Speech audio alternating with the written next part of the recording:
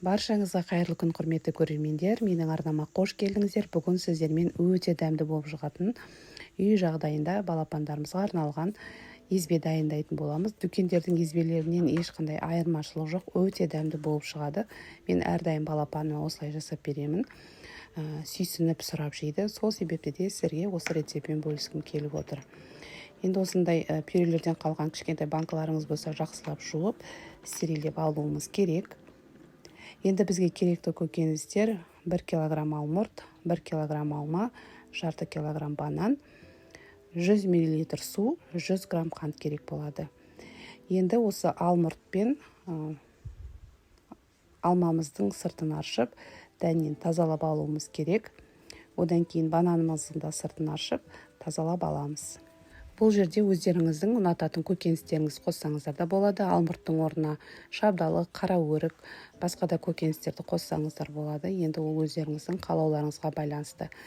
Егер де сіздер балаларыңыз жаңадан 6 айлық болып, жаңадан үйретіп жатсаңыздар, қара өріктің қосудың қажеті жоқ, өйткені баланың ішін өткізіп жіберуі мүмкін. Жаңадан үйретіп жатсаңыз, алма, банан және шабдалы қосып жасасаңыздар, өте дәмді, асқазандарына жеңіл болып келеді. Ерінбей міндетті түрде жасап көріңіздерші, өте дәмді, күшті болып шығады. Кішкентай бала емес, үлкен адамның өз жегісі келеді. Өте көп уақыттарыңызды алмайды. Тез және жылдам дайын болады. Мысалы, менің балам күніне 2 уақыт жейді, таңертең кешке. Енді дүкеннен сатып алатын болсаңыздар, кәдімгідей ақшаларыңыз кетеді. Кейбірде ақша болады, кейбірде ақша болмайды.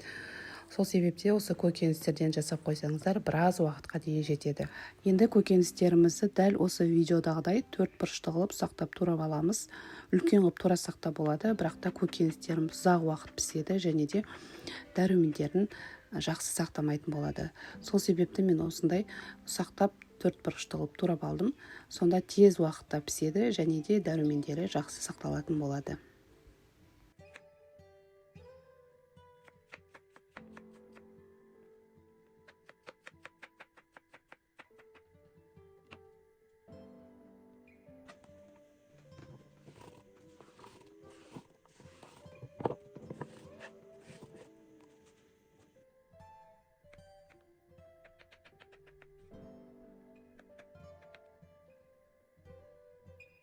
Көкөністеріңізді турап болғаннан кейін барлығын бір ыдысқа салып, үстіне 100 грамм қант, 100 мл су құйып, жақсылап араластырып аламыз.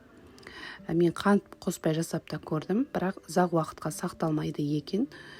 Аз-аздан қант қоспай, егер алмұрттарыңыз өте дәмді, тәтті болса, онда қант қоспай жасасаңыздар болады. Бірақ та сол күні немесе бір күнге ғана сақталады. Сол себепті мен ұзақ сақталу үшін қант қосамын және де көп қылып жасап аламын. Енді пешімізді қосып, үлкен отқа қоямыз. Енді бұрқылдап қайнай бастаған кезде осылай жақсылап араластырып, отымыздың астын басып, 20-25 минут аралығында пісіріп аламыз, бұқтырып аламыз. Біздің езбеміздің дайын болғанын жаңағы шанышқымен басып көрсеңіздер, өзі жұп-жұмсақ болып білініп тұрады. Менде міне пісіп дайын болды. Енді осы дайын болған езбемізді блендердің көмегімен жақсылап езіп аламыз.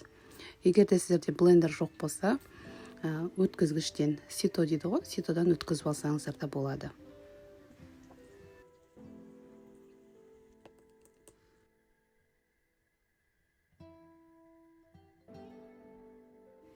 Блендердан өткізіп алғаннан кейін қайтадан пешке қойып, 2-3 минутта тағы да кішкене қайнатып аламыз. Бетін жауып қойыңыздар. Көрдіңіздер ме? Осылай қатты шашырап кетуі мүмкін. Қолдарыңыз күйіп қалмау үшін бетін жауып қойыңыздар. Осы 1-2 минуттың ішінде араластырып отырыңыздар, өйткені асты жабысып қалуы мүмкін. Міне пюреміз дайын болды. Енді банкаларымызға құйып аламыз. Менде 1 килограмм алма, 1 килограмм алмұрт, жарты килограмм бананнан агушаның банкасымен 10 банка пюре шықты, және де 100 мл тағы бір кеседе артылды. Енді оны балам сол кезде жылы кезінде жеп қойды. Өте дәмді болып шығады. Балапандарыңыз сұрап жейтін болады. Міндетті түрде осы рецептпен жасап көріңіздер. Жасап жатсаңыздар жазып кетіңіздер қалай шыққанын. Егер менің рецептім ұнап жатса, міндетті түрде лайк басып, комментарий жазып кетіңіздер. Арнама тіркелуге ұмытпаңыздар. Егер де сіздердің достарыңыздың арасында кішкентай балапандары бар достарыңызға да жіберіп қойды ұмытпаңыздар. Осы видеоның соңына дейін көргендеріңізге рахмет. Сау болыңыздар.